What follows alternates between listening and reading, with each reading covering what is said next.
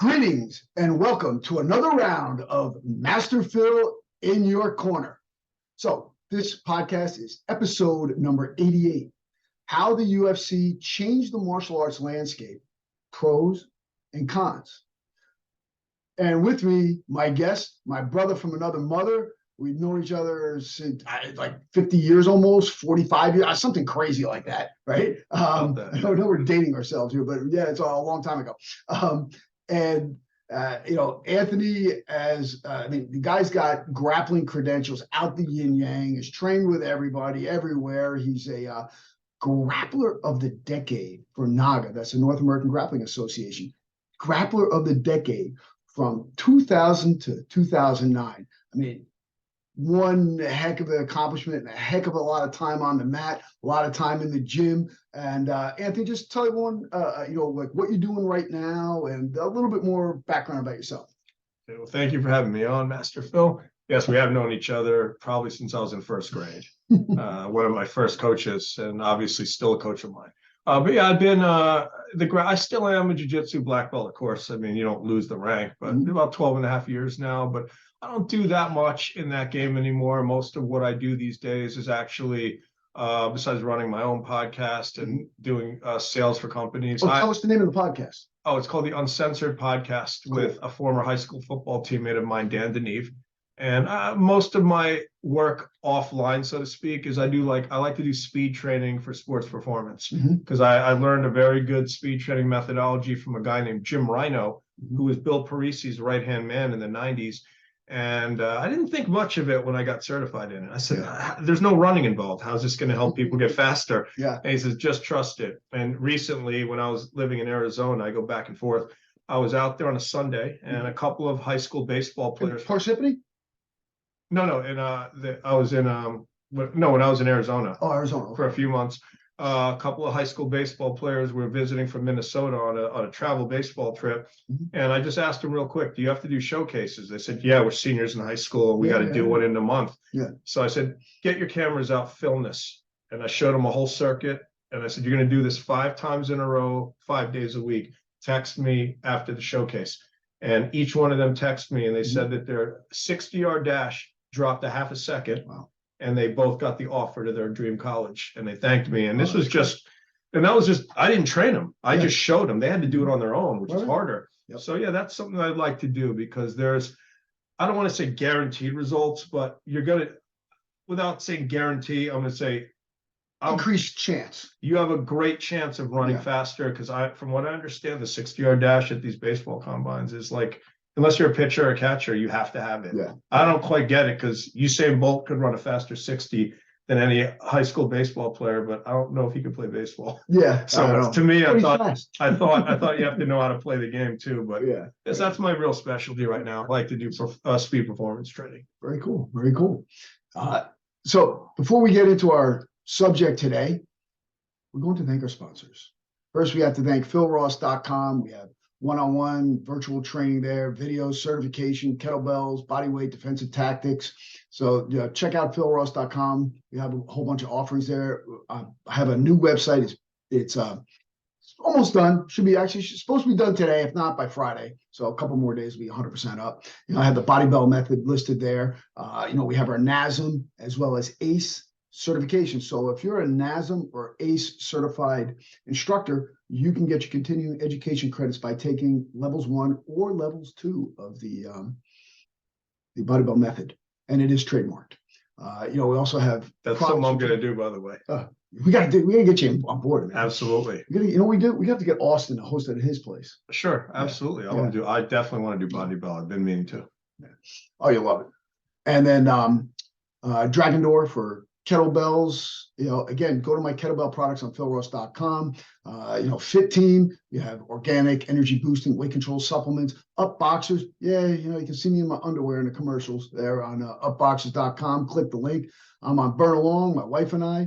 P3traininggroup.com. Plan, prepare, protect. Are you and your family or your company prepared? I'm the defensive tactics instructor for the P3 Training Group, and my training is available online, and we're also having it certified for continuing education credits for realtors. So we have a whole realtors program out there. And of course, Health is a Wealth. Definitely jump on board to Health is Wealth interactive health, fitness, and wellness platform. So go check it out. It's free to register. If you want to bump up your visibility, then there's a gold subscription as well. I'm also available for speaking engagements and mindset coaching. We have the Professional Speakers Bureau and the Z Winning Mindset. Also, Pay-Per-View Flicks, the owners of Warrior Island, where I will be a trainer on the next episode coming up.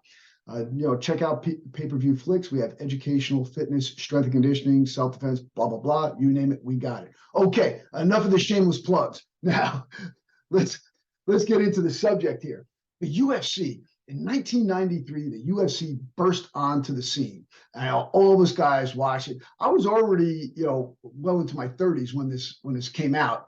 But we were all intrigued and mesmerized by this because here you took care of you addressed the age-old question: what is the best fighting system? And you know what? There's a lot of myths that were dispelled, but there's also a lot of things that went on to kind of cater it toward the Gracie Jiu-Jitsu program. And I'm not saying I blame them for doing that, but we could delve into this a little bit and see what some of the myths were. Like, one of the things that bothered me was the myths. Of course, this is what happens when you do a live recording. Portland, Oregon. That's garbage. One of the great myths, people thought that you could kill someone with one blow in karate, and that was a one strike, one kill. But actually, that was actually a misinterpretation. What happened was the actual interpretation was strike with killing intent. So there's a difference. Okay, so a lot of these, like, quote, masters in martial arts would go and walk around, and they'd be like, well, I'm a master and I can kill you with one strike, one blow. Dim Mak, right? The touch of death. Yeah. Okay. Yeah. So what do you think, on the upsides, what do you think the UFC did to dispel this Well, the definite upsides are they did, and again, it's still a double-edged coin on this. The upside is, it did eliminate a lot of myths. Right. Okay, so like, who would win? It clearly showed if you're in shape and you're a great athlete, especially if you have a wrestling background, like an Olympic sport background, you have a better chance. Yeah. But it did dispel some of the myths of the one touch, the death touch, or the one punch. You could just disable an opponent by touching him, because there were some guys in the early UFCs that did come from the Kung Fu backgrounds, and they didn't do very well. No. I know Royce Gracie took one guy apart pretty badly, and that guy ended up being a pancreas fighter with the Lion's Den later. Yeah. So a lot of the myths were dispelled. But again, is that always a good thing? Because sometimes the mystery is what drives people in life. Now, sure. The UFC's taken away all the mystery. It's gone. There's no more mystery left. Well, you brought something. You brought up pancreas. A lot of people don't even know what pancreas is. And the derivation where it comes from is the pancration, which was from the times of the Greeks and the Romans. Actually, it started with the Greeks in the Olympics. And they had boxing, wrestling, and they had pancreas. Yeah, exactly. I always liked the pancrase fights in Japan because I like the rules with the open hand striking, and you can only punch the body, and not too many people did. You had the long boots on, which were like pro wrestling boots or boxing boots, protect the shin, protect your feet, fighting in a ring versus a cage. And, I like those rules a lot better, to be honest with you. They're more humane. Well, yeah, actually they are. And plus, actually, you have to look at the reason that we went with the open hand strike as opposed to a closed fist. Okay? Several reasons. One is the injury to the hand of a fighter. Okay. And that's why boxing gloves became bigger and bigger and bigger and bigger. That wasn't to protect the guy getting hit. It was to protect the hand of the fighter. Sure. Okay. That's number one. Number two, also, when you went bare knuckle, and way back in the day, in feudal Japan and so forth, when they developed karate and these other fighting systems, you couldn't close fist punch someone in the mouth, because if their teeth cut you open, you would get gangrene. Yeah. This is why these traditional martial arts do not open hand strike, do not close fist strike to the face. They close fist strike to the body, open hand to the face. And if you look at the yin yang, right, you have the hard versus soft, soft versus hard. So on a hard subject, I use a soft thing like the hand. On a soft subject like the body, I will use a hard implement like my hand or my foot. Very Eastern philosophy. Yeah. But I like that. I wish it was those rules were the ones implemented for a lot of reasons. Yeah. I think besides they're safer for the fighters, but sure. Let's be honest with you. I've talked to a lot of football players and asked them, what do you think of this? And I showed them the pancreas videos. They say, I would have done that. If the UFC had those rules, I definitely would have done it. But elbows, closed fists, and I've seen guys lately breaking their shin bones in half. They say, no, thanks. I don't want to deal with that. Yeah, you know what? That's also a legit fear. I had a trilateral break. I have a spiral fracture in my ankle from kickboxing. And I didn't have anything on my shins. That was one of the big fears. Was doing those, getting one of those fractures, because it does happen. And my shins are pretty well conditioned too. But you just get hit at the wrong angle, the wrong time, or when you land improperly and so forth. So the rules and the way that it's constructed, a lot of people don't want to go. I know some very, very high level wrestlers that don't want to go and get their brains scrambled by getting punched in the head continually. Sure. Plus not to mention all the different joint injuries you can get, and also organ disruption. But those blows to the head are what's going to really, really keep a lot of people out of it. And if you have an open hand situation as opposed to the closed fist, that would attract a lot more people. Without a doubt. And there was a new set of rules coming out called combat catch wrestling, where they involve pins too. So my thought was, if you could go all the way back to 1993, and if the UFC said, okay, maybe we should have guys wearing, if they wore the pancreas boots or say wrestling shoes and shin guards, right?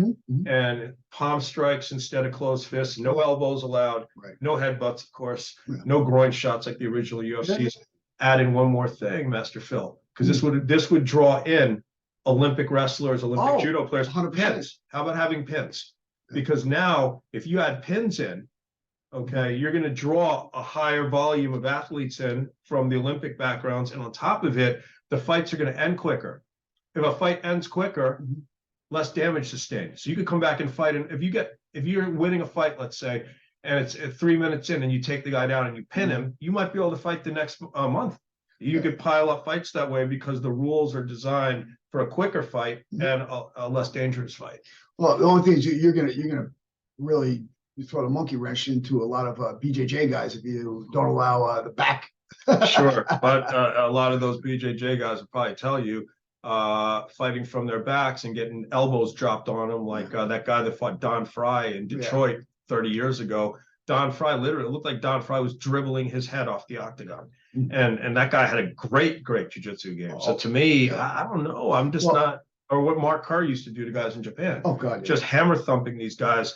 And a great jiu-jitsu game from your back is good, but it could enable you, sadly, to sustain a lot of damage over a 20-minute fight. So, well, you bring up 2 points here. Well, one point is a very short point of that. I've spoken, I'm a black belt in Brazilian Jiu-Jitsu myself, and I know a lot of guys, and a lot of them think elbows should be taken out of the UFC. Absolutely. They think it should be taken out of MMA. But the thing is, like, talking about if you're using a street application, to me, 2 top things you need to know for the street: boxing and wrestling. Oh, absolutely. Especially Greco-Roman, because you could tie up the upper body so the guy can't hit you. But the problem is a lot of guys are just, even in MMA, part of the problem with the UFC style of training and fighting for those set of rules, the training becomes, a lot of the training is still done incorrectly. And that's where a lot of the damages, takes place, because it's unregulated. So let's say you and I are coaching together, or you're coaching striking, I'm coaching grappling, and we're not coaching the same night. What if a guy gets knocked out in your class and you forget to tell me, and he comes to my class Tuesday, now he's getting choked, and he got knocked cold last night? I wouldn't know. And now this guy's brain is getting jarred in different ways now. And so now he's losing oxygen to his brain, different manners, but in a very short amount of time. And like he should be off of full contact training. Right, guys train 2-3 times a day. And to me, that in itself, it's like you really got to. I say to a lot of fighters, the third training session, what you should do is train twice a day. Yeah. Get your conditioning in early, then at night.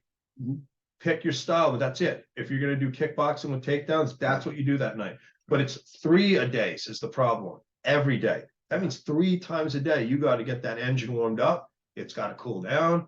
You got to shower in between to avoid infections and all that. There's so many factors that go in. So 3 a day versus 2 a day is a big reason these guys are getting maimed. Oh yeah, the only way I would ever recommend someone do a 3-day if that third one is a stretching and recovery. You know, if you're doing stretching, recovery, you know, full range of motion, rolling out, getting massage, you know, doing full body movements, then, and you know what, that's what, half hour, maybe? Yeah. I always do that. I make sure at the end of my workouts, I do a full, I usually put on a video and I'll just follow whatever that person's doing in the video, but you got to stretch for recovery. But the idea of you're going to go striking, then grappling and conditioning, and there's an hour or 2 break in between, your body is going to break down. Yes. In a multitude of ways, right down to your immune system. Oh yeah. That's why, you know, it's funny. People think, oh, I work out more, I won't get sick. No, there's a point that you're training. Actually, if you train too much, it lowers your immune system because you have nothing to fight with. And we've had some fighters in common that we've seen that happen too. They just look miserable all the time. They get skin infections more easily, and they just look worn out. Colds, they get flus, so forth, and other factors too: anxiety, depression, uncertainty. You can. It's not a sustainable life. No, it's not. It's not. And you know, people have to realize this. But one of the things that, you know, so if we're going to talk about, you know, some of the pros. Now, some of the pros are that, you know, when I was in college and you know, at Maryland, and you know, like the football players and basketball players and baseball players, like, yeah, okay, whatever, but what are you gonna do after college? You know, so, you know, what are you gonna do after college? Well, you know, that's when I got into the martial arts, but I didn't have something that wrestling could automatically go into. Now, as a wrestler, though, you have a really legit combat art if you want to go and take on those risks and so forth. But the cool thing about it, that it has actually elevated wrestling, because now a lot more people are interested in wrestling. You see, you know, you watch Big Ten wrestling on, like tonight's Friday night's gonna be a great match between Penn State and Iowa. I can't wait to watch that. But you know, like it's elevated. It's more mainstreamed. You know, right? I believe the UFC sponsors the Iowa Hawkeyes. Don't quote me on that, but I'm pretty sure I saw that. I definitely saw that somewhere. And I know that Dana White has shown up at Beat the Streets and some wrestling events. So that's a definite pro. The wrestling community is getting their push. For whatever reason, they're getting it through the MMA. But yeah, so, and obviously, right, you have a place to go if you want to continue being an athlete, you want to make some money, you're a college wrestling champion, and you still have some chops in you, and you want to try something, because there's not a lot of money in wrestling itself. So no, really, unless you have a wrestling academy, and you know, and it's still it's a grind. Sure.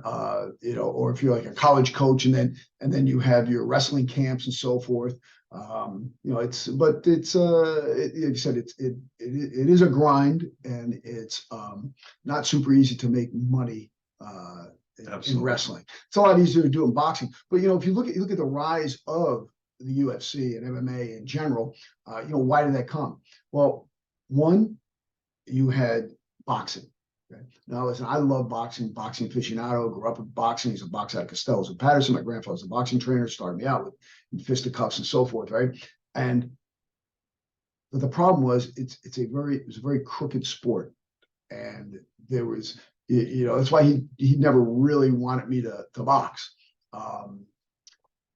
And what happened with boxing left the door open for something else. Sure. Because, you know, the way they move around the titles, guys fighting tomato cans, you know, people, the judging was horrific. You know, my favorite fighter, Marvin Hagler, love Marvin. He got screwed over, you know, against Sugar Ray Leonard. Absolutely. It was terrible. You know, and they gave him the shaft so many times. You know, they made him wait to fight for a world title. So, you know, they did not like how he was. So, you Sure. know, but man, to me, he was like a Spartan. Yeah. He was like a boxer supposed to be. Hardcore, hard training, no nonsense, just boom. I switched my stances because of Marvin Hagler. Yeah, Marvin was a man to a T. Yes, a man's man. He wasn't a pretty boy, wasn't this, wasn't that. He was a fighter. And they did not like that. So you know, it pushed him out of the game. Sure. And you know, and there were so many instances like that. I mean, time after time, and you know, the wrong people, and then all the different divisions, and you know, 37 different world champions, and Sure. people can't, you know, can't keep track of it. They did it to themselves. Sure. I mean, the MMA did, and one thing the UFC was smart about is they branded it. Yeah. So you see on Fox sometimes say NFL, NHL, NBA, not MMA. It says UFC. So they were smart about doing it that way, because you don't hear people say, "Hey, where are you watching the NFL today? It's where are you seeing the Jets game? Where are you seeing the Patriots game?" Right. But people will just say, "Hey, you're going to watch the UFC." Right. So they're smart about that. The only thing that I still will go back on, and I'll defend it all the time, is I think the UFC could be bigger in a better way, with a better clientele of fighters that get in less trouble, and a better fan base, a different fan base, if they had the pancreas rules. Because I guarantee with the pancreas rules, they would have drawn so many athletes from the Olympic backgrounds, Olympic boxers, Taekwondo, Judo, freestyle, and Greco-Roman wrestling. To be honest, that's all you'd really need. Yeah. And you would always have enough guys. And because, again, there's so many, I know judo players that said, yeah, I thought about it, because of Yoshida and some guys in Pride, or Ronda Rousey even. Right. But the idea of getting taken down and getting punched and elbowed, no thanks. Yeah, you know, the funny is you bring a point too, because actually, if they removed the elbows and the closed fist strike to the face, it'll also be a more technical game. Exactly. And a higher level technique being displayed. Because you can tell me an elite boxer can't still hurt you with a palm strike. I know a lot of elite boxers who've told me, "Oh yeah, palm strike, no problem." But just they say, but the elbows, especially the kicking, they're like, "I don't like the idea of a bare shin bone hitting me in the leg." Or and then they bring up the Anderson Silva fight where he snapped his shin bone, and it's been happening to more guys now. And it happened to Weidman. How funny was that? He won because of it, and he lost because of it. And then even McGregor's ankle snapped in half. Like, and to me, if you're wearing those boots, right, or wrestling shoes, and you tape your ankles up, those type of injuries, you know, where it's going to lessen. Your toe's not going to snap. Because and to quote Floyd Mayweather, when they asked him if he'd fight in the UFC, and he said, "I don't want to go into a cage barefoot." Almost, he compared it to being like an animal. He said, "I'm a skilled tactician in what I do." And MMA could have gone that route, and I wish they had, because I still think the best athletes possible would be in the UFC and MMA right now if they had pancreas rules. Well, I'll tell you this. I mean, if you look at my fingers and my toes, you see they're kind of beat up. Yeah. You know, I mean, I don't know if you can see them here, but you know, my hands look a little messed up here. If you can see the scars there from bare knuckling, my knuckles are a little messed up. Those, you know, who are listening, you know, you don't see it, but you see, you know, I have that. And if you look at I've broken my feet several times.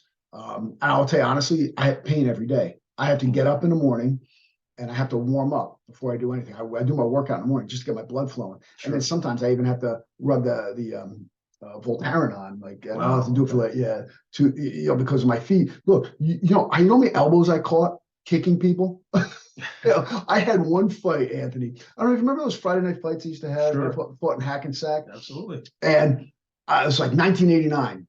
Yeah. And I'm fighting this guy, and I was kicking him, and he was blocking elbows. I wound up dropping him. I won, but for 4 days, I had to wear flip flops. My feet were just swollen. Right, they couldn't fit in your own feet. I won, but did I? I don't know. Yeah, that's the whole thing, right? Or like you hear guys win, but they break their hand. Right. Now you can't even do push-ups for how many months, never mind fight again for a while. And I know guys that were really good. They were lower promotions in MMA. One guy I knew, the UFC was next. And he broke his hand in a B-level promotion, knocked the guy out. It never healed right. That was the end. Never fought again.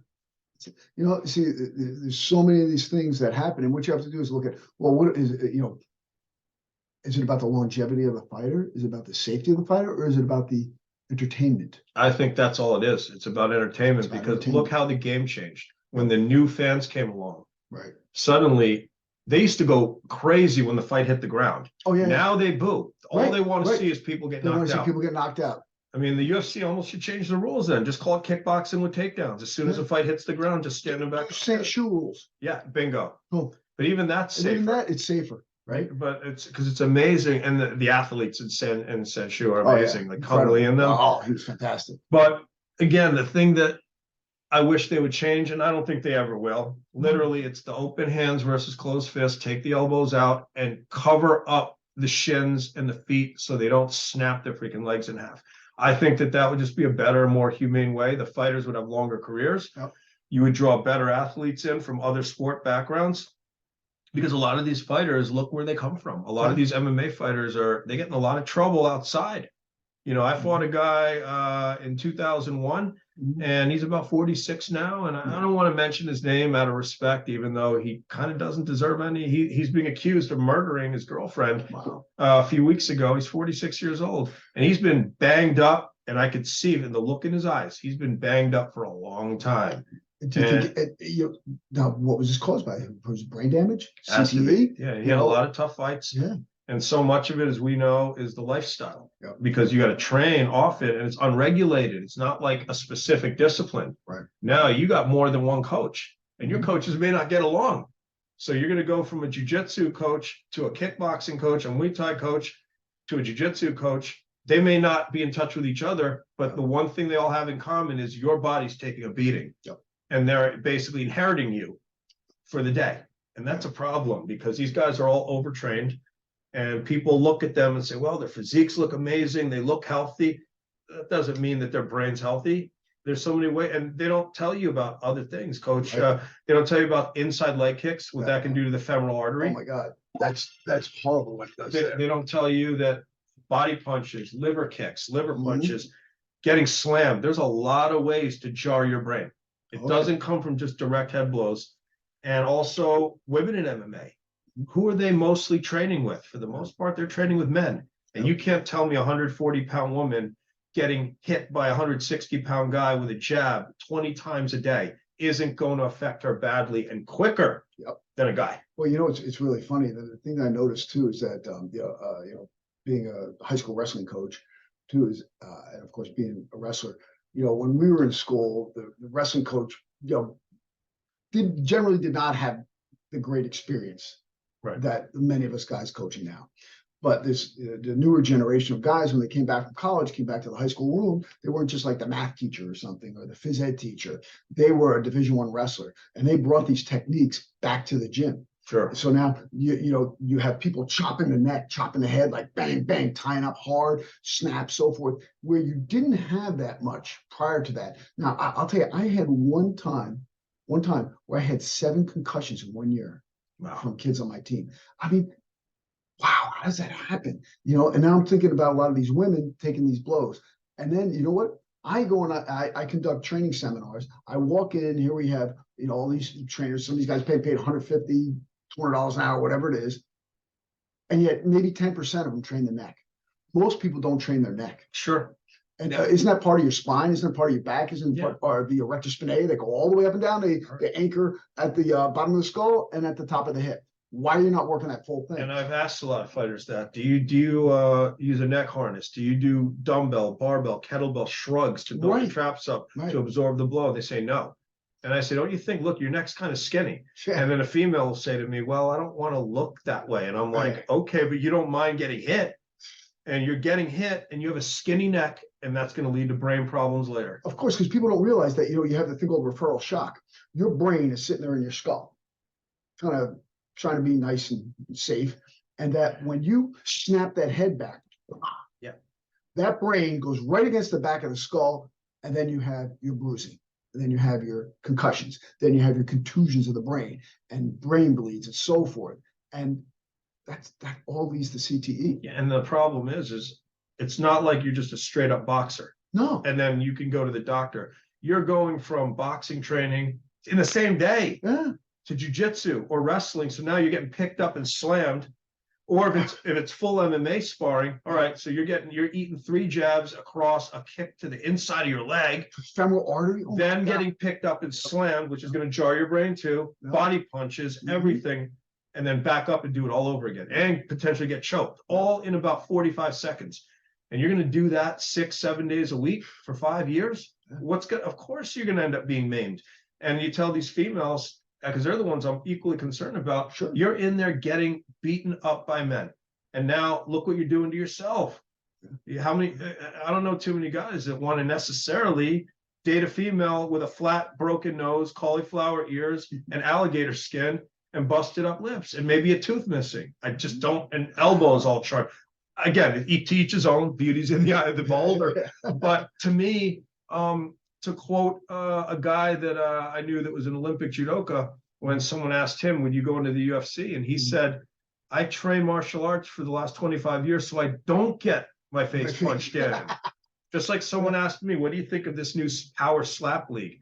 And I said, isn't the idea of fighting to not get hit and maybe to inflict the damage but not receive much in return? Why am I going to willingly let someone hit me as hard as he can across the face? Was it you that asked me about that? Yeah, I asked you what you thought of it. I go, it's stupid. Yeah. Okay, it's just stupid. I'm not going to sit there and let someone hit me like that. I mean, like in the head. It's different, whatever. I mean, I've done some crazy things where I take a 2x4 across the stomach. A little bit different. Takes a little more skill set. I'm not just getting blasted, slapped in the head, blasted. No, but you're not letting a guy hit you with a 2x4 over and over and over again. Yeah, the slap thing, I think it goes until someone loses. Yeah, until someone gets knocked out or submits. Yeah, and someone just came on and said that they did it in a different promotion and they have memory problems now. And they did one match, whatever you want to call it. I don't even know what to call that thing. Does Dana White's wife have memory problems? She probably will if they keep doing what they're doing. And talk about the timing of that, right? He's about to start a slap league and he gets on a video slapping. He's trying to get free promos. That was what people were joking around saying. And that's the other problem. That's a con, I think, of the UFC. Negative is it has created a fan base that's a little interesting. You go on MMA Twitter and just the sarcasm, the put downs, misspelled words, just nonsense. Oh, well, here's something that, and this is something I just do not like, because you're talking about these type of Twitter and the MMA feeds and stuff. They had a clip on with Arsenio Hall there with had Mike Tyson and Muhammad Ali on the show. Okay. And Arsenio, it's like, oh, who'd win a fight between I remember the two? that. Yeah. And I blasted it. I go, I hate that when people do that. Who would win a fight between the two of you? I'll tell you what. Only two types of people do that. Maybe it's a combination of them. Either they're an instigator or they're a beta male, not even a beta, an omega male, trying to get two Spartans to go at it. First of all, you never say that to a real fighter. Oh, who would win? Because let me tell you something. If you are a fighter, if you are a true fighter, you think that you're always going to win. Listen, when I first started bouncing, I bounced for a number of years. And when I was a young bouncer, an older bouncer, we were having a talk. He goes, who's the best fighter you know? And I'm like trying to think. I was like 18, 19. And he goes, you have to be the best fighter you know. You have to think you're always going to win that fight. Because if you don't think like that, you're going to lose. And I'll tell you, it changed my attitude. So anybody who knows anything about fighting knows that a fighter is always going to think that they can win. Listen, sure. I respect everyone and fear no one. Right. Respect everyone, fear no one. But you know what? And recently I got asked this question. Oh, who do you think would win between the two of you, right? And it's like, and I'm standing there, and I go, who cares? Who cares? Now, the guy's lucky I wasn't drinking. I had no inhibitions, because several years ago, somebody said the same thing to me. I had a few pops in me. Yeah. And I go, listen, you shouldn't be concerned who could win between us. You should be concerned if you could take either one of us, because that's likely going to happen before he and I fight. Yeah. You and I will go at it. So I suggest that you just worry about what you can do. Could you imagine some guy comes up on us and asks us that? We're just minding our own business. Right. It's like, well, we look at him like he's got like a third eyeball. Well, yeah. And that's what I did. Exactly what I did. I looked at him. You got 3 heads. You're an idiot. Well, you know nothing about the fight game. You know nothing about fighters. You know nothing about men. Okay. Well, think about that old question. I remember my fraternity house in college a million years ago. And one of my fraternity brothers took it personally. What I said to him in return, he said, "I'd fight Mike Tyson for $1 million." And I said, "No one would pay you $1 million to fight Mike Tyson. You're a 150-pound fraternity kid drinking beer. How are they going to sell that for pay-per-view?" He goes, "Why do you have to say that?" And I'm like, "You're getting mad at me for saying?" I go, "All right, let's say hypothetically you got $1 million, even if it was cash. You're going to spend that money on medical treatment the rest of your life, because Mike's going to probably tear your liver and then hit you with an uppercut, and you're going to have spinal brain. You're going to have, from 2 punches, Mike can disable you. Oh, Would you rather hear that?" Yeah. But I said, "But let's be realistic.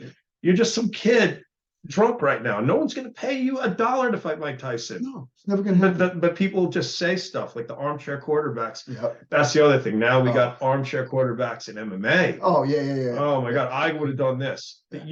You've never thrown a jab in your life. How are you going to critique John Jones? Yeah. It doesn't make any sense. I'm going to throw another Mike Tyson thing out there. Everybody has a plan Until they get hit. And I'll tell you, it's really funny. It reminds me when I actually talk about one of my books about people talking smack. I hate when people talk smack. This guy was fighting at a Jersey Shore Championships, and this guy was really, really just talking smack. And like my ex-wife at the time saw him warming up. Wow, he's real fancy, throwing spinning fancy kicks, blah, blah, blah, blah, blah, blah, blah. And and I go, yeah. I go, everyone's got a plan until I hit him, right? I put him out in a stretcher, broke his ribs, side kick. Okay. And he disrespected me before the fight. So but that's the thing a lot of people don't realize, like, especially in a sport like MMA, where there's going to be someone who gets their hand raised, but in the end of the day, you're still losing something by being part of it too. You're losing cells in your body. You're getting hurt. To train 3 months, 4 months for a fight, you better win, because you've already sacrificed enough to get to fight night. Yep. People think, oh, well, the fight itself. It's not just the fight itself. It's the training. Most of these people sustain their injuries, their infections, their insecurities, their doubts, sleepless nights. That takes a toll on you. Absolutely. And to me, that's a con of it.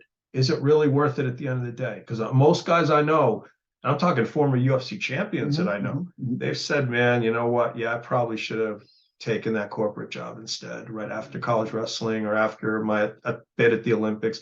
Probably wasn't a good idea, because they're telling me they stayed in it too long. Right. And then they got engulfed in the culture now, where you have guys like, sadly, a guy I knew very well, and he died about 7 years ago, Kevin Randleman. He's 44 years old. Terrible. And loved it. And loved that guy.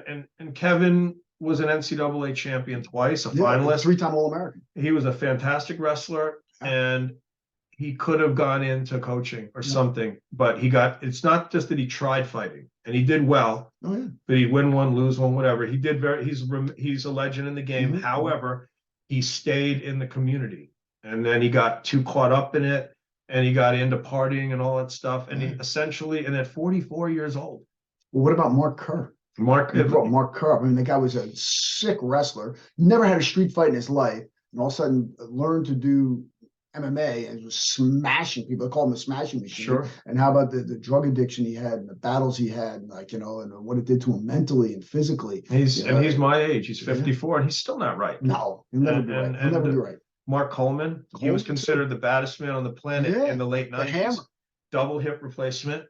He's younger than me. He's in his late 50s, and he looks a lot older than he is. Yeah. And then you get a guy, say, who did it the right way, Randy Couture, and he's got a lot of money and he's got some fame. He did movies and all that, but he caught himself with his heart attack 3 years ago. He knew something was wrong. Even Randy's about 60 years old now, and he's got, I think he has stents put in. And had he stayed as a high school wrestling coach and a German teacher and never got into the UFC in 1997, would he be healthier right now? Probably. You want to tell you, I think he was pretty smart. George St. Pierre. He got, what do you have, 14 fights? Something like that. And he made a good point. Now this is something I'm trying to learn from without knowing him personally. But I want to get back into just the training because I love it. Because he said he didn't love it when he was training to fight. Now he just loves to train. And he likes to train individual disciplines like karate, jiu-jitsu, and strength training. And he just likes to train because he enjoys it. I do. But he said that he used to really not like training camps. Yeah. But now that he's done with it, so that's something we can all evolve into. That's a positive. You could take your experience from being a fighter, but then say, you know what? I'm going to move on now, and I'm going to take the good, like MMA says, take the good, throw out what doesn't work, right? In the early UFCs, trap fighting, all that. Yeah.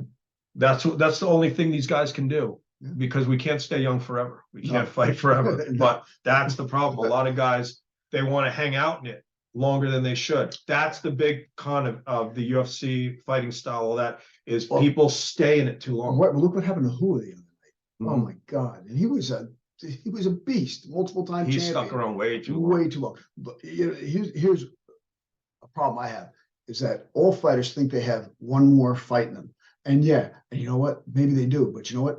Generally, it's a loss. Sure. You're not going to win that last fight. Stay out of the game. Right. You know what? Look, I respect these guys who were in it. Like, look, and just if you look at football, look at Barry Sanders. Sure. Okay, he got out, and he told people why later. He said every season, at the end of the season, people didn't know how banged up he was, and he said it was just enough. It was time. And now you see NFL players retiring early. They say, I don't want another concussion. Right. I know a former New York Giant who won a Super Bowl a long time ago, the first Super Bowl they won against the Broncos. Saw him at a Burger King, and it was kind of sad. Like, no one even realized they had Eli Manning jerseys. They didn't even know. There he is, standing in line getting his food. So we talked in the parking lot for a bit, and he told me every day his brain feels like there's an ice pick, a woodpecker in his brain, pecking away. And he said he almost drove his car off a cliff because of the pain. Look at Junior Seau. And he said if he could go back, Phil, he said Super Bowl ring or not, Hall of Fame career or not, he would not play football if he could go back, because he said it's not worth every day living the way he lives. Wow. So imagine MMA fighters now, thin necks, getting hit day after day. They're going to have neck problems, which can cause toxic proteins to stay in your brain, like Jim McMahon, the former quarterback. And if they don't have the technology, if they don't have the whereabouts to go get their necks adjusted with those machines that McMahon does, they're going to have early dementia. And for what? Because they were a fighter for 5 years. Now the rest of their life, they're a maimed, well, almost like one of Michael Vick's dogs. They're a maimed human being now. For what? That's why you got to know when it's time. And when I say it's time, I'm not just talking time to stop competing in the fight game. You got to know when it's time to stop hanging out in the fight game. Because I know all these older guys now, and it's sad, they've become the tough old guy, the has-been, who the younger guys beat up in training, but they say they respect him. But in this era with smartphones and social media, they don't. Who wants to be that guy? But you look at, I'm going to give an example. Like, you look at Frank Shamrock, like, he knew when to get out. Oh yeah. I mean, you look at him, all the things he's done right now. He and I had this conversation. Like, when I saw him the last time we were talking about it, he's like, I look at some of the other guys. He said, we put our bodies through a lot. He obviously attained much higher fame than I did. But you still put your body through a lot, but you have to do this. You have to keep training. You have to do restorative, regenerative training. Sure. Or you're going to fall apart. I mean, the guy looks fantastic right now. Now he's back into strength training now. Okay. Getting stronger, still doing all the flexibility, mobility. How many of these guys are doing that now? I mean, we personally know guys that, are younger than us considerably and have fallen apart. Completely. They've had spinal fusions, hip replacements, and they don't even work out anymore. No. And they have that look in their eye. Who wants to have that look in their face? See a 35, 40-year-old guy walking around with a look like he lost his girl, his best friend, his job, all the same day. Right. All the time they look like that. That's a con of the MMA, because it literally, if you don't know when to get out, you're going to get maimed, and it's going to take you. A lot of guys died in their 40s. It shouldn't have. Oh yeah. I mean, Kevin Randleman's just one example. And had he never got into it, I'm sure he'd still be alive right now. Sadly, Stephan Bonner died at 45 right before Christmas. And he had a lot going for him. But I'm convinced the damage he took in the fight game and then the post-fight lifestyle had to have led to his heart attack. Had to have. But then you get some guys who are like 60 years old and they live, they live a lifestyle like Mick Jagger, except they're MMA fighters. And I'm like, wow, he's 60 and he's still alive. He's still kind of okay. Yeah, that's luck of the draw. It is, because there's not a lot of guys that can sustain that lifestyle without paying a bad price for a coach. It's sad. No doubt. Yeah. So it's something that fighters, aspiring fighters have to consider, and coaches also have to consider this too when they're speaking with their fighters. And people have to know when it's time to go. Now, one of the things we were talking about, and though one of the negatives is, especially I see it a lot in the BJJ community, Sure. is this cult mentality. Oh, yeah. You see, this was big in the martial arts, and it was brought about by this mystique, and a lot of times it was false. Sure. And then also you have another thing, which CrossFit, which they have this like cult mentality. Sure. And now it's in BJJ. I'll tell you honestly, I can't stand the cult mentality. Me either. I can't stand it. It's terrible. And I've been in jiu-jitsu since the late 90s, 2000. And I'm very blessed, though, that my instructor, Carlos Catania, is not a cult type guy. He has like 30 black belts, and none of us act like we're better than each other. Right. We're just like friends. He uses that term, and people don't use that term. They don't understand the value of that. Like he'll instead of saying, "Hey, you're my first black belt, Anthony," no, you're my friend, man. Right. We're brothers, man. Yeah. And that means more. Of course I told a friend of mine that Carlos was at my house on a bit, traveling through on a business trip. We hung out. My son was home before he went back to college. Kid, by the way. Thank you. And they hugged. They hadn't seen each other since my son was little. Yeah. 2 of his 3 kids called while he was with me, and I said hi to his kids. That's something that means more to me. Of course. But than just the physicality of training and winning. But a lot of people, it's a total cult mentality. And it's sad when you see people in the jiu-jitsu community, they got to go to class 6 days a week because they don't want to miss a class, because they don't want to be talked about if they're not there. They don't want their training partner maybe to learn something like you're really going to learn. You train together 20 years. Really? You miss a class and he goes, he's going to be better than you. And they literally have built their life around that, where their life at home is their front. Right. Their real family is the academy. And that is twisted. They're at their day job, and all they're thinking about while they're at their day job is going to jiu-jitsu that night. And I know guys that once they're injured, 40 years old, 45, from getting twisted like a pretzel 5-6 days a week for 10 years, they can't train anymore. They feel their life has no meaning now. Right. And they tell me, I missed out. I wish I did what you did. I don't have a girl anymore. I don't have kids. It's just me. And my body is so torn up from jiu-jitsu, and I have nothing left to show for it. I can't even go train. And if I do, I get my ass kicked by the younger, healthy guys. And I'm like, so what are you going to do now then? You got to move forward somehow. And we were guys who became black belts in jiu-jitsu, Master Phil, but we never lived it. No. We never prioritized that over our own real lives. No. It was always something we did, but it wasn't. It didn't define who we were. Right. And if you're that guy, and all you have in your life is going to the academy to train, because a lot of these guys, they're cultists. They don't even compete. They're just hobbyists, but their hobby became their obsession. And that's all they think about from the time they wake up to the time they go to sleep. And they go through the motion of a paid job. Then they get to the academy at night and all is great. Meanwhile, not only do they have to warm up for a half an hour before they can even practice a technique, they got to literally tape their ligaments together on their knees or their elbow, their wrist, and they're in pain all the time.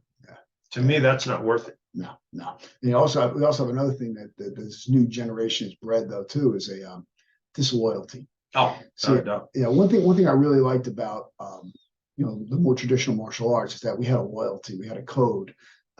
These guys, they hop around from instructor to instructor, and they get a blue belt in jiu-jitsu, or they win one amateur MMA fight, and they think they're the king of the world. Okay, you won one fight. You got a blue belt. Oh my God, and they think who they are. And listen, you don't know enough to go to a different place. Learn a system first. Sure. And then look, like that's why when I had my black belts in my academy, okay, when you get your black belt, I want you to go out to other places. Why? 2 things. 1, it's going to show that our stuff is better. 2, hey, if you find something that works, bring it back to me. We'll consider it. We'll work it into the system. But if you're like a green belt in martial arts or a blue belt in jiu-jitsu or something, you're running around going here and there and everywhere else, you don't know enough. Yeah. Have a little respect, have some loyalty, and because you know what, you don't know if you demonstrate loyalty, people will open up more and you'll learn more. But if you're constantly like shifting here, shifting there, not showing your loyalty, not helping your academy itself, whatever, That's been a huge problem with the cult mentality too, is people now, I know guys who've told me that they had students come to them and say, when am I going to get my next stripe on my purple belt? Otherwise, there's a guy a mile away that will. Yeah. What? Are you kidding me? It's one thing to ask. You're never supposed to ask. No, you're never supposed to ask. But now you're giving an ultimatum to your teacher. On top of that, that's commonplace now, Phil. Well, I would say, see that way you came in, go out that way. You're done. I cancel your membership. Yeah, I'd get rid of it. I can't even fathom that where people ask these questions. Well, I've thrown people out. Yeah, and I remember you had to. I've thrown several people out. And I don't think any of them are doing too well right now. No, they're not. I know some of the MMA pros that several of them that we both knew, they're living a hard life now. They're paying the price for it because you reap what you sow. And again, if you're going to live a dangerous game like that, and you don't know when it's time to get out, you're going to find out. You don't have to quit. You're going to be forced out anyway. Better to leave on your own terms. Yep. And people use words like quit like it's bad. No, sometimes you got to quit while you're ahead, or at least you got to know when to say when. Because something you taught me that's very, very important is you always have to be aware, and you have to know when not to be there. Yep. And that's the problem. A lot of people are not aware anymore, and they're waiting to be told what to do instead of saying, wait a second, this isn't right. Or you know what? I'm tired of not being able to brush my teeth with my dominant hand because my shoulder's shot. Maybe I should give this up and find something else to do. Yeah, look. When I had my school for 33 years, COVID hit, and my income dropped precipitously in a very short time, and I knew that I had to make a decision. Do I hold on? Now I tried holding on for a while. Did I quit, or did I make an educated decision to shut down and shift and move on to other things? I made an educated decision. That was an evolution, and you had to do it. It's right. Adapt. Right, you have to expand or adapt, but you have to learn how to adapt. And the problem is, a lot of these guys, they get in that MMA world, and their college degree means nothing now, because whatever they learn, they can't remember. They don't know how to use it anymore, because what also a con of the MMA game is when guys get too into it, suddenly they develop this superiority complex. Well, I can kick this guy's ass, so I'm not going to work for him. I'm not going to listen to him. Meanwhile, it's like it's an accounting job. It's got nothing to do with the fight game. Of course you could beat that guy. What does that mean? And I know a lot of jiu-jitsu black belts right now that are either unemployed or working jobs they don't like, because the opportunity to make money teaching is gone for them. The market's saturated. And I know guys that have falling outs with their own black belt instructors when they open a school, because then they start poaching students of their own teacher. It turns into a big disaster, a big mess. And that's another part. That loyalty, that lack of loyalty. Look, I have, there's another American Eagle school. One of my students, Brendan Bear, opened up a school, and he uses the name American Eagle. I've helped him out. He was in New Hampshire first. Well, he's in New Hampshire. He was in Connecticut, then he moved to New Hampshire. But we worked with each other. Sure. Helped him out. Got another guy who's doing stuff out in Vegas. I helped him get going. So people, you have to look at the loyalty factor. Yeah, and that's and a lot of it, because we have to be tribal nowadays, Mr. Phil. We really do, especially in the way that people are now. Good example was you were great, by the way, on a show Newsmax a week or two ago. And I knew the executive producer, and she had a chance to have me on. And I said, you know what, maybe, but you know what? I know a guy who, for lack of a term, I just said would be better at this time, but you have to have this guy on. You have to have this guy on before you have me on, because again, that's loyalty. You're a guy who taught me. You and Jim Stroker were my first major coaches, and to this day, you and Coach Stroker are still coaches to me. So you have to also know loyalty. And as you once said, if Coach Stroker was sitting with us right now, we would defer to him. He would lead the conversation. Yeah, of course. You have to have a pecking order in life, because if you don't, and everybody all wants to be the head of the class, well, then the structure is going to break down. Well, also they'll call people like us, old head. Okay, listen, let me tell you something. Okay, we're experienced, right? And we've been there. We know how it works. Okay, I used to love nothing more than to listen to my grandfather tell me about how things were during the Depression, how things were in the boxing gym, how the workouts went, what worked, what didn't work. We talk. I mean, he told me, this guy, he immigrated here from Italy, 8th grade education, knew that you shouldn't drink soda, and conditioning was key. And you know what? Portion control. Okay. If everybody listened to that stuff right now, do you think the country would be in the state it's in? Well, portion control, that applies to everything. Yeah. Right down to, you got to know when to unplug. Yeah. It's another episode. Right? People need to learn how to unplug, because it's MMA is symbolized society. Mm-hmm. People get plugged in. And they're waiting to be told what to do. Yeah. Well, that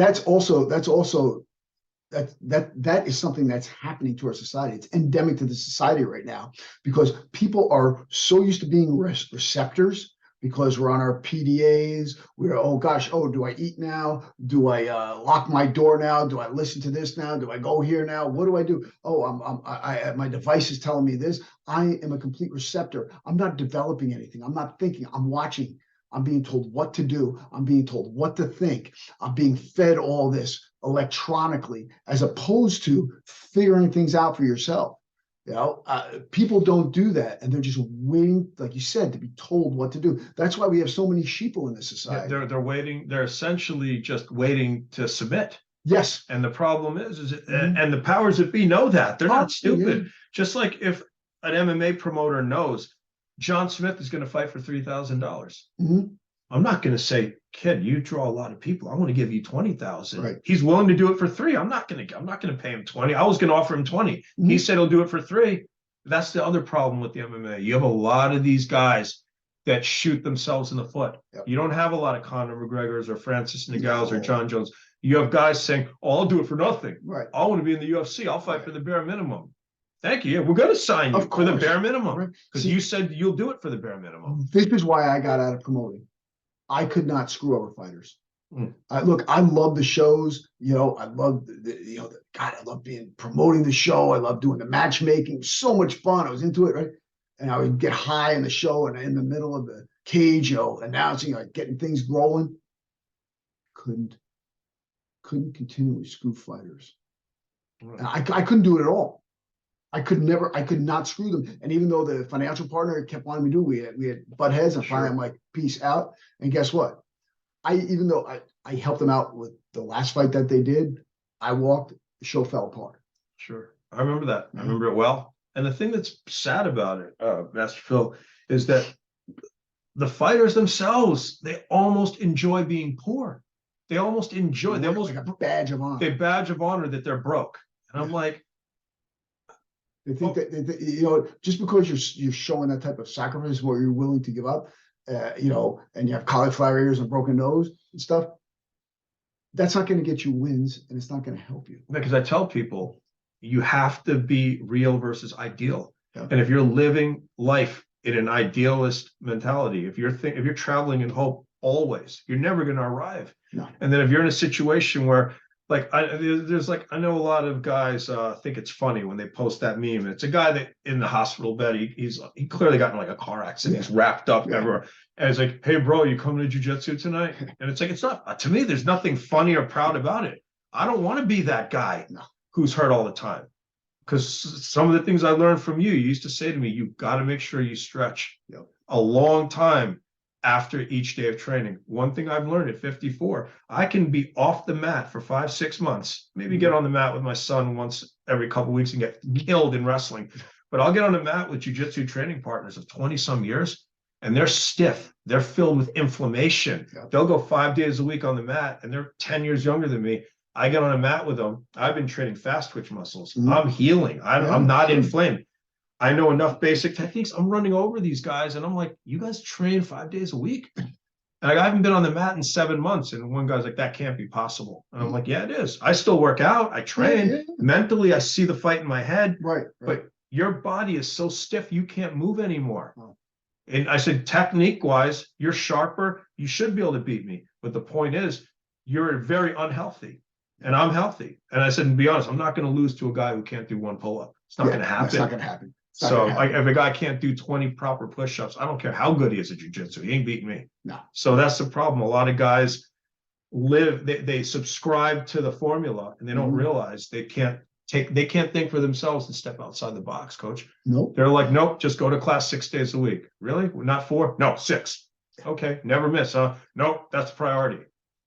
Okay. There's no recovery time. But you and your wife are $500,000 in debt. But I always make sure I make my jiu-jitsu payment every month. Like, that's a badge of honor. And I'm like, but you're a blue belt for 15 years and you've never won a match in the tournament. Yep. And no one respects you enough at the academy to promote you.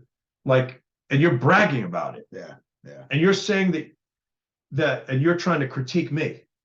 And I'm like, dude, I'm like, wow, when I was your age, I already had a home and 2 kids and I was married, doing it the right way. You're in the process. You're like a 35-year-old teenager. There's a lot of those out there. Oh yeah. And that's a problem. That's one con of the BJJ MMA discovery, is it has enabled, a friend of mine made a good point. A lot of people that would have gone to either jail or the military at 19 or 20 years old are now armed with dangerous techniques. They're 35, 40 years old now, like that 46-year-old that I fought, who's accused of murdering his girlfriend on a vacation. Now you got them armed. Yeah. And they've got nothing to contribute back to society. Maybe that guy, if there was, he would have, I think he wrestled in college and played football in college. Maybe he just gets a regular job and he does good things with his life. Yeah. But because he got into the MMA, he learned how to bludgeon people and hurt people. Yeah. Maybe he wouldn't have maybe his brain would have been intact and he wouldn't have killed that girl.